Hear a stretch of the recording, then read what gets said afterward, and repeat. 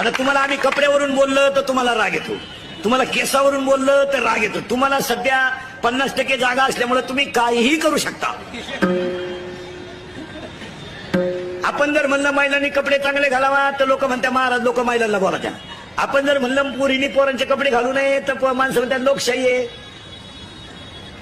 आपण म्हणलं नाही एखाद्या मुलीनं आई वडिलांची इज्जत घालू नये, ती म्हणती प्रेमाला स्वातंत्र्य आहे. म्हणजे तुमच्याबद्दल बोलणं आणि हाताने झक मारून घेणं, तुम्हाला जसं वागता येईल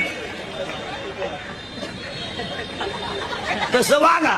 तुम्हाला एक ध्यानात ठेवा, तुमचा असं भ्रम आहे भ्रम का तुम्ही पूर्णपणे नवरा ताब्यात घेतल्यामुळं तुम्ही सासू सासऱ्याचा किती छळ करू शकता, तुमचा नवरा तुमचं काहीच करू शकत नाही, हा तुम्हाला झालेला भ्रम आहे. पण तुम्ही यांना ओळखेल नाही अजून.